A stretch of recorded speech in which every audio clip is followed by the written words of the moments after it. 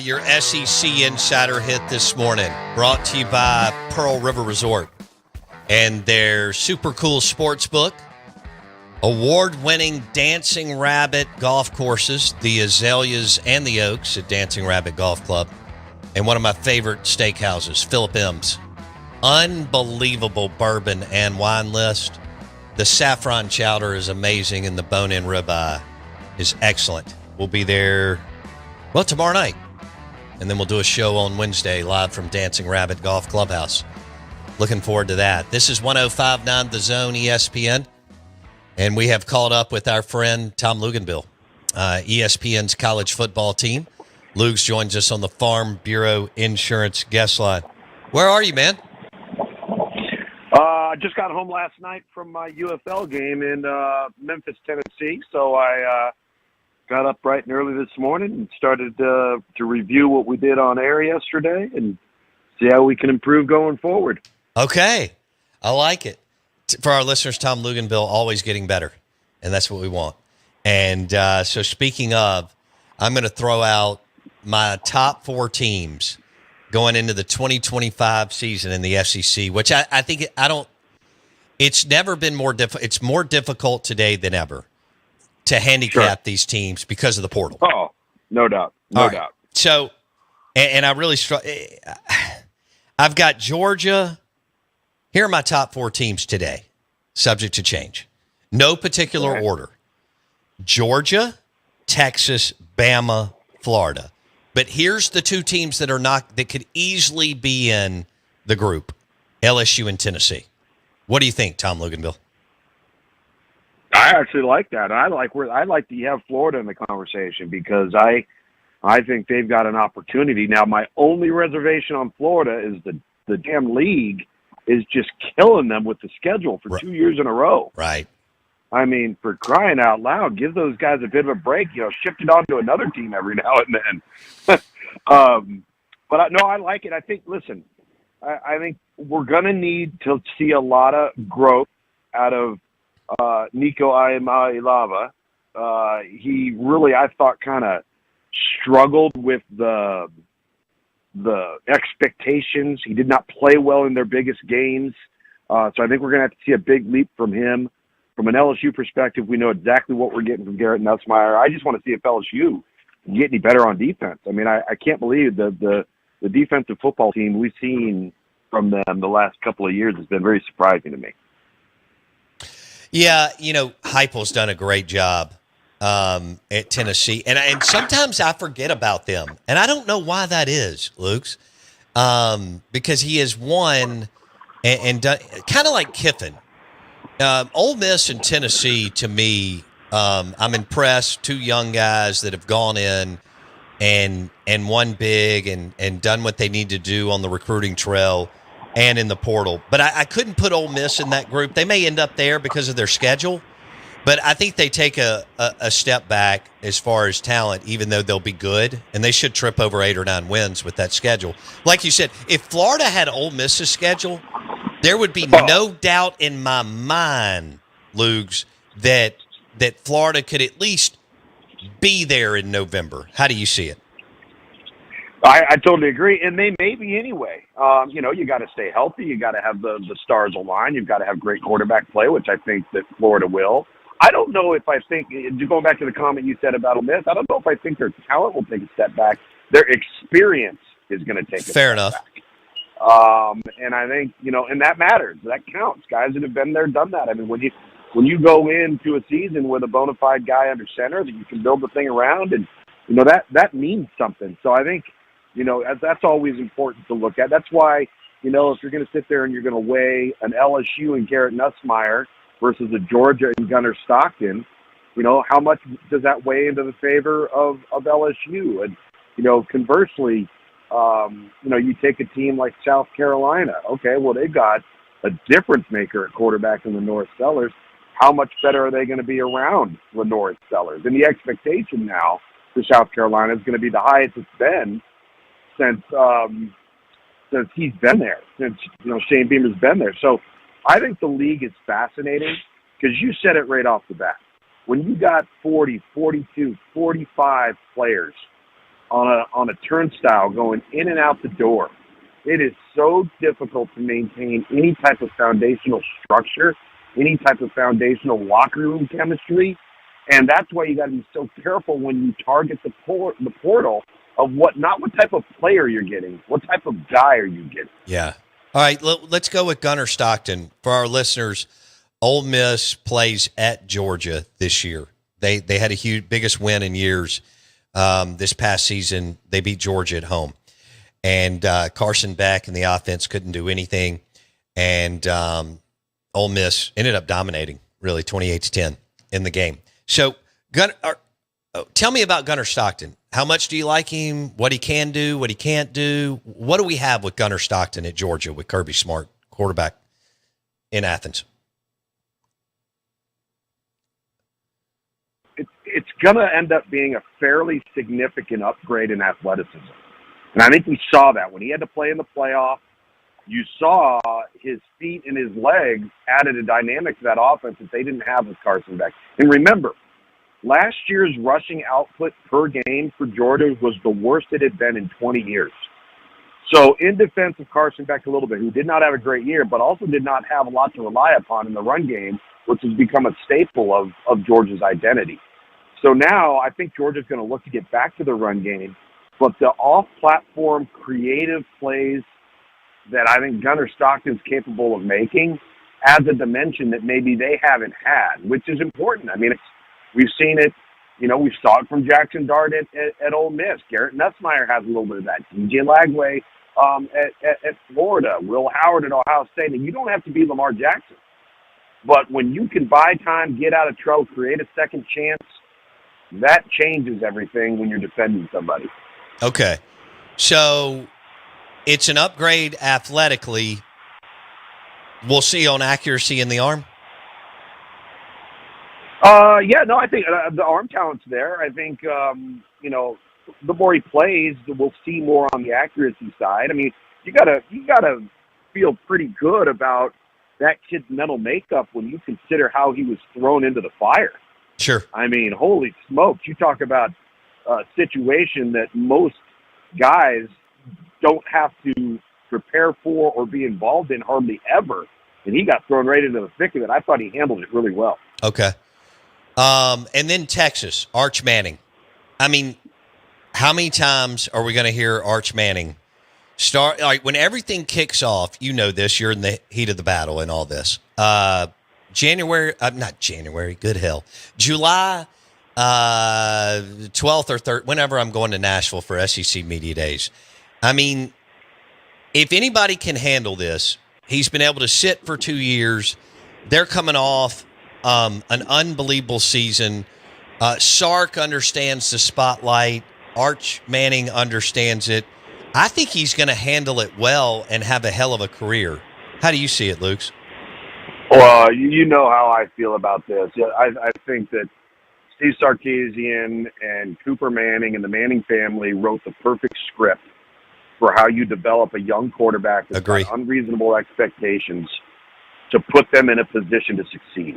And this is the lesson that needs to be learned and I think applied to all high-profile young quarterbacks, preferably coming out of high school, to not feel like the most important thing is to play right away, not feel like the most important thing is to be the man, but conversely, the most important thing is to acclimate yourself to the next level, minimize expectation, understand that redshirting is not the enemy, get bigger, get stronger, grow, develop, learn the game, mature, and now all of a sudden you've had a little taste of it here and there, we've seen glimpses, you're going to have a great supporting cast, and now that young man is so much more prepared to either meet or exceed the expectation that would have been totally unattainable had he played as a true freshman. Yeah. And I just think that model, that blueprint, was just so smart. And now that Texas is beyond the rebuilding phase, I think they could be really, really good. They are going to be scary. You're right. I mean, because now there's a There's a mentality. There's an identity to that program. It wasn't that long ago when everybody was complaining about Texas. They were soft. They had a sense of entitlement. Kids committed there too early, and once they committed, they went on cruise control, and they never materialized. And there was a lot of truth to that. There was a lot of evidence to that. And somehow, some way, Sark eliminated that from their culture. And now it's like the early days of Nick Saban in Alabama where, listen, here's the standard. You don't perform to the standard, you're not going to be here very long. And you're going to get replaced. I asked a few weeks ago, but I want to go back here. Who's the most talented quarterback in the Southeastern Conference? Is it Arch, DJ, or somewhere? By the way, for our listeners, DJ Lagway's at Florida, both Mississippi State and Ole Miss play him this year. Ole Miss could, MSU isn't expected to be good, and I don't think they will be. But Ole Miss hosts Florida late in the year. It's either right before the Egg Bowl or 2 weeks before the Egg Bowl. It could be an epic battle between DJ Lagway and Austin Simmons, and two programs that are very, as far as rosters, I think it's a whisker there. So that could be one hell of a ball game. Okay, so we got Arch Manning, we got DJ Lagway, we got Lenore Sellers, we got Nussmeier, we got Nico. Austin's super young, but they love his talent. Okay, so who is the most, head to toe dripping in talent? Who's the most talented QB1 in the league, in your opinion? On just God-given physical attributes, I would say it's probably DJ Lagway or Lenore Sellers.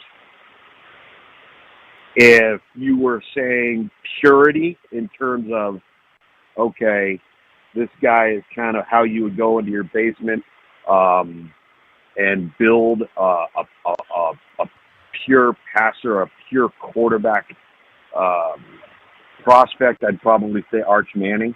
If you were to give me the gunslinger, riverboat gambler, the guy that just has, he's all full of piss and vinegar and just finds ways to get the ball out and create plays, I'd say Garrett Nussmeier, because I think he's really, really unique. And then I'm going to be really interested. There's a guy we're not talking about. Be very interested to see how John Mateer looks at Oklahoma, because he's a guy that, your listeners may not be all that familiar with because of his time at Washington State, being an outlier out there in Pullman. But that dude's a runner. He's a passer. He's going to have familiarity because of the offense. He's really talented. People need to start checking him out. All right, Ole Miss goes to Oklahoma. And Oklahoma wasn't good last year, but with this quarterback, they had to play Jackson Arnold early and so on. So tell me about this, guys. Do you like his game and you feel like he's really talented? What, with John Mateer? Yes. Oh, yes. So he's been a pure air raid guy, but he's also been an air raid guy who can run. So they've implemented some stuff where they did at Washington State, which utilized his leg a little bit like Jackson Arnold was last year when he was healthy. And you saw some of the things that Oklahoma did against Alabama when they upset the Crimson Tide. So you got a guy with experience. You've got a guy in Mateer that's played a ton of football. They were a successful program at Washington State. He's going to know the offense inside and out. Oklahoma will be improved.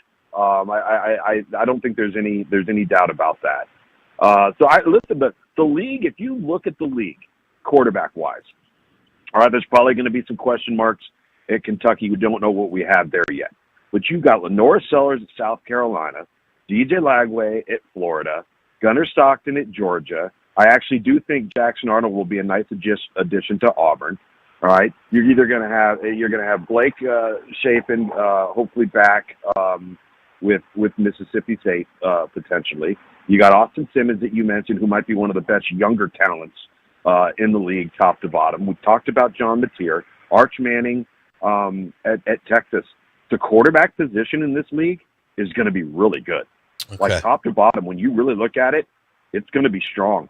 And we don't know what's going to happen at Bama, but Grubb was considered one of the best play callers in the game. And he is back after it didn't work out with the Seattle Seahawks, which is good news for Roll Tide fans.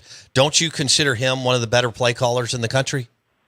Yeah, I think he's not only an outstanding play caller, but there's such a harmony there between him and Kalen DeBoer, and there's gonna be a lot of talented guys to choose from on that roster. They got talented kids. They just don't have kids that have played a lot of football. And let's not forget the one guy that we don't talk enough about that is just a flat out baller, and that's the kid at Vanderbilt, Diego Pavia. Oh, he's unbelievable. I know. So I mean, just look at the league top to bottom. I mean. I'm a firm believer. If you have a quarterback, you have a chance, and everything begins and ends there. So I think there's a lot of teams starting off on the right foot when fall camp hits. And I think hot seat is Pittman and Freeze. Yeah. Oh, there's no question. Yeah. I don't think there's any doubt about that. Yeah. Yeah. Especially both. I mean, Auburn's much more gung ho and committed. Arkansas's kind of been in no man's land for a while, but I give, Auburn. Hugh Freeze is a hell of a football coach. There's just no doubt about it. And Durkin is they had multiple games won in the second half. They were up double digits and they just couldn't. Mm-hmm. But this could be it, Luke's. I mean, Jackson Arnold has got to be a dude for them for Freeze possibly to extend his career on the Plains. Yeah, I mean, there's no question. Listen, I think I believe that the offensive skill at Auburn is going to be the best he's had there. Okay. They got wideouts. I think they got a young freshman quarterback that's going to be really good, but they've also got Jackson Arnold away. I just think needed a fresh start. Let's not forget, remember, Jackson Arnold was a guy that had to play the first 6 or 7 weeks of the season last year without Oklahoma's top 5 receiving targets. They were all hurt. So he's taken the field with a bunch of guys that shouldn't be playing in the SEC. And so I just think you need to press reset button with him, and we'll see. Yeah. I heard Hugh Freeze last week talking about those wide receivers. And they mentioned A.J. Brown and D.K. Metcalf, some of the guys he had at the same time at Ole Miss. And he said, look, these guys haven't done it, but the room he thought was just as talented. I mean, what does that say about what he and Derek Nix and them have done down there, Luke's? No, yeah, listen, I mean, I think, let's not forget, you mentioned it when we first started this conversation. You take over a job, things aren't going well, and you're in the thick of a transfer portal. You have a revolving door of players going in and out. And I just don't think you wave a magic wand and have everything just fit into place right away. And that clearly didn't happen. I don't think they made the right moves at quarterback with the portal when they went with Peyton Thorne. Until Cam Coleman arrived, they didn't really have a go-to guy at wideout. Now I think you've improved the roster significantly, top to bottom across the board. You had freshman guys on defense last year that really materialized and became good players. And now, I mean, I don't know if I want to say it's put up or shut up time, but they're in a position where they've at least generated some stability with the roster. Right. And it just took a little while.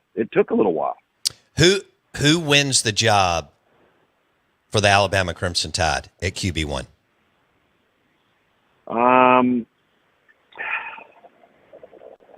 I think initially it may be Ty Simpson. I could be totally wrong. I give that kid a lot of credit. He's never bailed. He's never transferred. He's had a bunch of opportunities too. He's kind of earned it. I kind of feel like he's like Alabama's version of what Carson Beck was when he became the guy there. But don't be surprised if Keelan Russell, the true freshman, ends up being their guy. That's dangerous in this league. I mean, I understand how talented he is, but that's a lot for. Oh yeah, it is. I mean, that's a lot for DeBoer, who, fair or unfair, they didn't have the season that they're obviously used to. And okay, yeah, man, Ty Simpson, his dad went to Mississippi State. He's a coach at UT Martin, I think, head coach at UT Martin. Yep. Jason went to MSU. Ty's been there forever. So give him credit. This may be a Nussmeier. It could go the Nussmeier way where it works out. He's been there forever and he's a mature adult, all that stuff. Or he could get beat out. But he's got a good skill set, doesn't he, Tom? Who, Ty Simpson? Yeah. Absolutely. I mean, this is a guy that was recruited by everybody.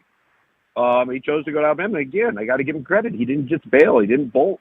You know, he's been in 2 or 3 battles. By that time, most guys leave, and I don't blame them if they've stuck around and they've done that, but he's never done that. And I think what that tells you is he wants to play for the University of Alabama. That means something in terms of leadership.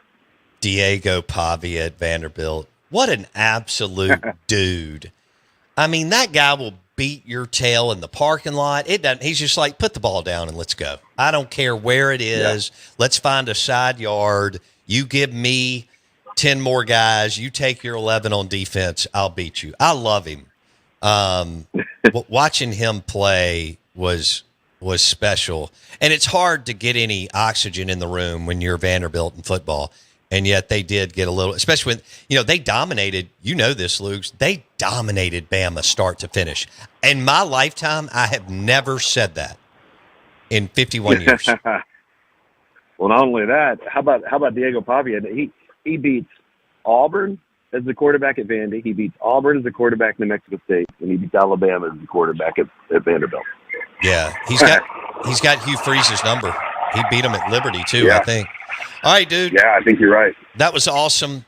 We needed some SEC football after all the March Madness and stuff that we've hit. Hope you have a great week. We'll talk next week, okay? All right, sounds good, buddy. See ya. Tom Luginbill with ESPN's college football team. He joined us on the Farm Bureau Insurance guest line. Bundle your auto and home and save with your local Farm Bureau insurance agent. Jake Mangum likes to say, go local, go with the home team. Jake Mangum is now officially a Tampa Bay Ray. He got called up to the big leagues over the weekend. He took a 3-hour Uber ride and went here, there, and everywhere to get down to Tampa for Saturday night's game. Then they had a turnaround of a 12:40, I think, game yesterday. In his first at bat, he almost hit it out. He did eventually walk and get on base. At another at bat, so that was super cool. Great to see the hit king and the batting champ and Jackson Metro on Mississippi State Bulldog Jake Mangum make the MLB. He's done everything that you could ask for the last few years and stayed the course and wouldn't hang it up. And it's just grit and determination and perseverance. It is. I know it. It's all the things that you eye rolled when you were growing up, and yet they work. Staying in the saddle. We are the Out of Bounds Show, 105.9 The Zone, ESPN. And we're brought to you by the Armory, Lake Harbor and Ridgeland, for all your firearms, optics, and suppressors. The Armory, Lake Harbor in Ridgeland, in front of Kroger. Beautiful, beautiful shop. Firearms, optics, suppressors, the Armory, Lake Harbor, and Ridgeland. This is 105.9 The Zone, ESPN. Well, I'm not going to lie, I'm drunk. We're live in the Bank Plus studio.